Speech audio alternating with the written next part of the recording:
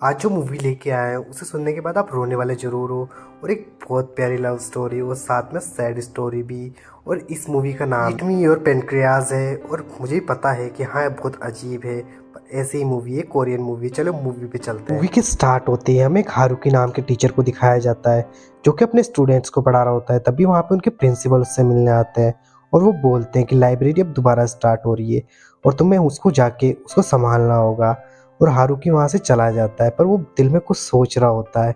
और जैसे वो लाइब्रेरी के पास जाता है तो उसके हाथ रुक जाते हैं, वो कुछ सोचने लग जाता है। जैसे वो लाइब्रेरी के अंदर जाता है तो एक लड़का उससे पूछता है कि आप 12 साल पहले इस लाइब्रेरी को अकेले कैसे संभाल लिया करते थे। फिर हारुकी बोलता है कि मैं अकेला नहीं था, मेरे साथ एक लड़की भी थी जो मेरे साथ इस लाइब्रेरी में रहा करती थी और उसे पढ़ने का बहुत शौक था। और तभी स्टोरी फ्लैशबैक में जाती है 12 साल पहले। तभी हमें हारुको को दिखाया जाता है जो कि लाइब्रेरी में घूम रहा होता है। तभी उसकी नज़र अपनी क्लासमेट पे जाती है और उसकी क्लासमेट उसे देखने लग जाती है। और इस लड़की का नाम होता है साकुरी। और साकुरी उसके पास आती है और उससे बोलती है कि मैंने सुना है पहले इंसानों का मांस खाया करते थे, शायद मैं भी खा पाती। तो मैं सबसे पहले उनकी पेंक्रियाज को खाती हूँ। पेंक्रियाज का मतलब होता है कि जो हम खाना खाते हैं उसको पचाने के बाद जो एनर्जी हमारी बॉडी में जाती है वो पेंक्रियाज से होती है। फिर एक दिन हारुकी एक हॉल में घूम रहा होता है, तभी उसकी नज़र एक बुक पे जाती है और उसे उठाता है तो उसमें लिखा होता है कि मेरी पेंक्रियाज खराब है और मैं कुछ ही दिन की मेहमान हूँ। बस ये बात मेरी फैमिली के अलावा किसी को भी नहीं पता है। फिर जब हारुकी पीछे पलट के देखता है तो वहाँ पे साकुरी खड़ी होती है और हमें पता चलता है कि ये बुक साकुरी की है और जिस लड़की की मौत होने वाली है वो साकुरी ही है। और साकुरी हारुकी से दोस्ती करना चाहती है तो वहीं पे बैठ के बातें करने लग जाते हैं। फिर हमें पता चलता है कि हारुकी एक प्यारा सा लड़का है जो अपनी क्लास में चुपचाप रहता है, तो इसीलिए वो किसी से ज़्यादा बात नहीं करता और उसने लाइब्रेरी ज्वाइन कर रखी है। फिर क्या होना था, साकुरा भी उसकी लाइब्रेरी को ज्वाइन कर लेती है और वो हाकुरा के साथ काफ़ी टाइम स्पेंड करने लग जाती है और उससे बोलते बोलते उसे पसंद भी करने लग जाती है। हाँ, अब साकुरी कभी कोई गलती करती है तो हाकुरी उसे सही कर देता है। साथ ही में वो उससे बोलता है कि तुम्हारी लाइफ का कुछ ही टाइम बचा है तो तुम्हें अपनी लाइफ को एंजॉय करना चाहिए, अपने पल अपनी फैमिली के साथ अपने फ्रेंड्स के साथ टाइम स्पेंड करना चाहिए। और बोलता है तुम ये बोरिंग बुक्स के बीच में क्या कर रही हो, तुम्हें अपनी लाइफ को एंजॉय करना चाहिए। तभी साकुरा बोलती है कि तुम भी तो मेरे साथ टाइम स्पेंड कर सकते हो, तो हम साथ में टाइम स्पेंड करेंगे अपना। फिर वीकेंड स्टार्ट होते ही वो दोनों घूमने के लिए निकल जाते हैं और साथ ही में जो सारुका होती है वो हारुको की एक जगह पर डिनर करवाने के लिए लेके जाती है। और वहाँ जाने के बाद सारुका बोलती है यहाँ पे मैं अपनी फ्रेंड कायो के साथ आती हूँ जो कि बहुत अच्छी लड़की है। और तभी वहाँ पे सारुका पूछती है हारुकी से कि तुम्हारा कोई फ्रेंड है, तो वहाँ पे हारुका मना कर देता है कि मेरा कोई फ्रेंड नहीं है, पर मैं एक लड़की को पसंद किया करता था, उसने भी मेरा दिल तोड़ दिया, वो चली गई मेरी लाइफ से क्योंकि उसे और ज़्यादा स्मार्ट लड़का मिल गया। फिर वो ऐसे ही कुछ देर बातें करते हैं, फिर जब उनकी बातें भी खत्म हो जाती है तो वो अपने अपने घर के लिए निकल जाते हैं। फिर अगले दिन जब सुबह होती है वो अपने स्कूल जाते हैं। हाँ, हमें के पास कायो आती है और वो बोलती है तुम मेरे बॉयफ्रेंड सारुका से दूर रहना, मतलब उसकी बेस्ट फ्रेंड से। और ये बात सुनने के बाद सारी क्लास वाले हारुकी का मजाक उड़ाने लग जाते हैं, उसे चिढ़ाने लग जाते हैं। इससे फिर हारुकी परेशान हो जाता है और वो टेरिस पे आ जाता है और उसके पीछे पीछे साकुरा भी आ जाती है और वो उससे बोलने लग जाता है कि तुम अपनी बेस्ट फ्रेंड को अपने बारे में सब कुछ क्यों नहीं बता जाती, कि तुम्हारी लाइफ के कुछ ही दिन बचे हैं और तुम उसके साथ अच्छे से टाइम स्पेंड करो। फिर हाकुरा स्माइल करती है और बोलती है कि मैं कायो को कुछ नहीं बता सकती क्योंकि उसको सब कुछ पता चल जाएगा तो बहुत ज़्यादा परेशान हो जाएगी। फिर एक दिन हारुकी का फ्रेंड उससे पूछता है कि तुम साकुरा से लव करते हो, तो वो मना कर देता है। फिर हमें प्रेजेंट का सीन दिखाया जाता है जहाँ पे कायो को शादी होने वाली होती है और वो हारुकी को इनविटेशन कार्ड भी भेजती है। उसे देखने के बाद हमें पता चलता है कि वो खुश नहीं है। वो वापस प्रेजेंट में आती है स्टोरी और हमें दिखाया जाता है साकुरा ने हारुकी को एक मैसेज किया है, उसमें बोला है कि हम घूमने चलते हैं और वो घूमने के लिए निकल जाते हैं। और फिर वो रेस्टोरेंट में खाना खाते हैं और घूमने के लिए कहीं निकल जाते हैं। फिर अपना होटल में एक रूम बुक कराते हैं। वहाँ जाने के बाद जो साकुरा होती है वो बहुत खुश होती है, वो अपने कंफर्टेबल देख रही होती है कि बेड बहुत अच्छा है। और फिर नाइट में वो बैठे बैठे बातें करते करते वो गेम्स भी खेलने लग जाते हैं, हाइड एंड सीक वगैरह छोटे मोटे ऐसे गेम्स खेलने लग जाते हैं और बहुत खुश होते हैं। फिर हमें तभी कायो साकुरा को मैसेज करती है और कॉल करती है, उससे पूछती है तुम कहाँ पे गायब हो।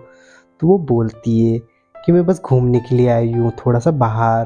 तो वो बोलती है कि तुम मेरे को टाइम नहीं दे रही हो, तुम मेरे से बात भी नहीं कर रही हो। फिर उनकी बातें खत्म हो जाती है। फिर साकुरा हारुको से बोलती है कि तुम मेरी फ्रेंड कायो से दोस्ती कर लेना क्योंकि वो बहुत मासूम है।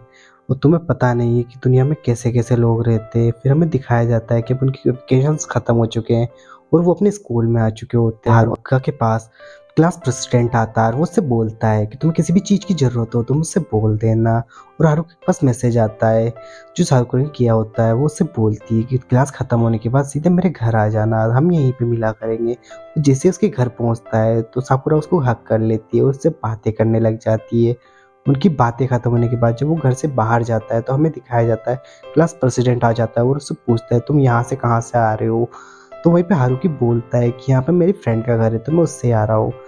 तो वहाँ पे प्रेसिडेंट उसको बहुत बुरा मारने लग जाता है और तभी वहाँ पे साकुरा बाहर आती है और वो उसे बताती है कि ये क्लास प्रेसिडेंट ही मेरा एक्स बॉयफ्रेंड था। और हमारे बेचारे क्लास प्रेसिडेंट का दिल टूट जाता है और वो वहाँ से चला जाता है। फिर अगले दिन का सीन दिखाया जाता है जहाँ पे हारुको के पास कायो आती है और उसे बोलती है कि तुम मेरी फ्रेंड से दूर रहना क्योंकि तुम जब से उसकी लाइफ में हो जब से बस वो बीमार रहती है। फिर हारुका सारुका के पास जाता है और उससे बोलता है तुमने बताया नहीं तुम्हारी तबीयत खराब है।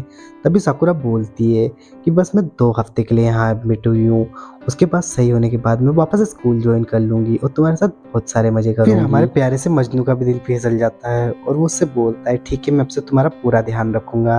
और जो भी स्कूल में पढ़ाया जाता है उसे वो रट के अच्छे से पढ़ के वो सारुका के पास आता और उसे सारी चीज़ें पढ़ाने लग जाता।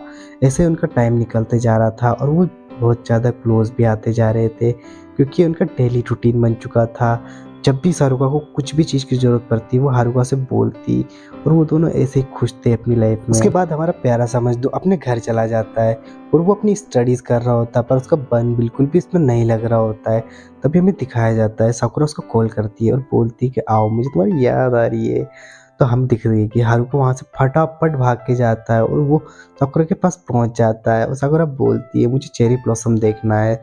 तो वो बोलता है कि अभी इसका तो सीज़न भी नहीं है तुम्हें कैसे दिखाऊँ मैं और तुम्हारी तबीयत भी बहुत ज़्यादा ख़राब है। जब तुम ठीक हो जाओगी तो हम साथ में देखने के लिए जाएंगे और ज़रूर जाएंगे। तभी एक दिन साकुरा का मैसेज आता है और वो बोलती है कि मैं 3 दिन बाद हॉस्पिटल से आ रही हूँ और हम वहीं मिलेंगे जहाँ पे हमेशा मिलते थे। और फिर हारुकी अपनी तैयारियों में लग जाता है। वो सारी प्लानिंग करने के लिए लग जाता है कि उसे क्या करना है कैसे मिलना है और सारा सेटलमेंट बनाने लग जाता है क्योंकि सब उसका बहुत ज़्यादा वेट था। सारी तैयारियां खत्म होने के बाद वो होटल में आ जाता है मतलब रेस्टोरेंट में और वहाँ आके वो अब वेट करने लग जाता है और काफ़ी टाइम निकल भी जाता है क्योंकि वो लेट हो चुका होता है।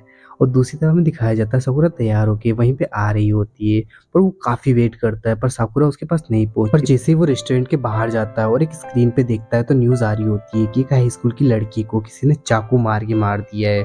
फिर हमें दिखाया जाता है हारुकी भी वहाँ पे जाता है और वो बहुत ज़्यादा दुखी होता है।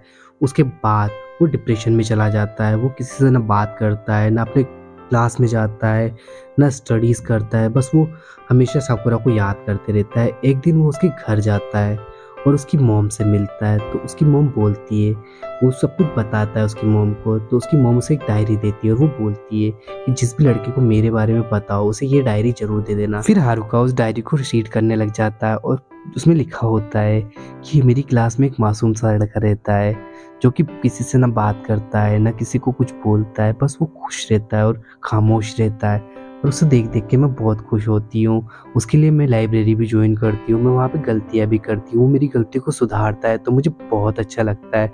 मैं उसके साथ वैसे पल बिताती हूँ जो लाइफ में मुझे बहुत खुशियाँ देते हैं। मैं अकेले में रोती भी हूँ पर मैं अपना गम किसी को नहीं बताती। मैं रोने के बाद भी उसके सामने स्माइल करती हूँ ताकि उसे तकलीफ ना हो वो खुश रहे। ये सुनने के बाद हमारे हाकुरो को बहुत ज़्यादा दुखी हो जाता है और हमें दिखाया जाता है कि वो बहुत बीमार थी पर वो हाकुरो को कभी नहीं बताना चाहती थी कि वो इतनी ज़्यादा बीमार है कि वो कुछ नहीं कर सकती। तभी हारुकी बुक का लास्ट पेज पढ़ने लग जाता है। उसमें लिखा होता है कि वो रेडी होती है और हारुकी से मिलने के लिए बहुत खुश थी और तभी उसके साथ ये बुक भी ख़त्म हो जाती है। उसका लास्ट पेज में यही लिखा हुआ था। तभी वो चेक कर रहा होता है कुछ वहीं पे काम करते करते तो उसे कुछ स्टिकर्स मिलते हैं तो उन्हें देखने के बाद वो पहचानता है कि ये शाहरुख ने लिखे थे और उसमें एक हिंट लिखा होता है एक बुक के बारे में। जब वो चेक करता है तो उस बुक के अंदर 2 लेटर्स थे और उसमें जब वो देखता है तो एक लेटर कायो के लिए था। उस लेटर को लेता है और फटाफट कायो के पास जाता है क्योंकि कायो की भी शादी होने वाली थी। वो कायो को लेटर देता है। फिर कायो उस लेटर को रीड करने लग जाती है। उसमें लिखा हुआ था कि जब तुम्हें ये लेटर मिलेगा तब शायद मैं तुम्हारी लाइफ में नहीं होऊंगी पर मैं चाहती हूँ तुम हमेशा खुश रहो। मैंने अपनी बीमारी के बारे में तुम्हें इसलिए नहीं बताया, मैं नहीं चाहती थी तुम कभी भी दुखी रहो, क्योंकि मेरी लाइफ में तुम मेरी सबसे अच्छी फ्रेंड थी। उसके बाद कायो रोने लग जाती है और हारुकी अपना लेटर रीड करने लग जाता है। उसमें लिखा हुआ था कि तुम बहुत स्ट्रांग गाय हो, तुम कभी अपनी लाइफ में हार मत मानना, तुम्हें जो करना है तुम उसे सक्सेस ज़रूर हो जाओगे।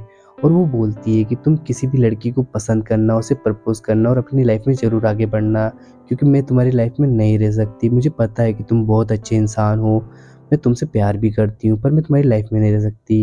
इसी के साथ ये मूवी भी ख़त्म हो जाती है। आपको स्टोरी कैसी लगी मुझे ज़रूर बताओ कमेंट के अंदर। और दोस्तों आप सपोर्ट भी करो, लाइक, शेयर और सब्सक्राइब ज़रूर करो। और आपको जैसी भी मूवी चाहिए मुझे बताओ, और आपके लिए वैसी वीडियो ज़रूर लाई जाएगी। ठीक है, बाय बाय।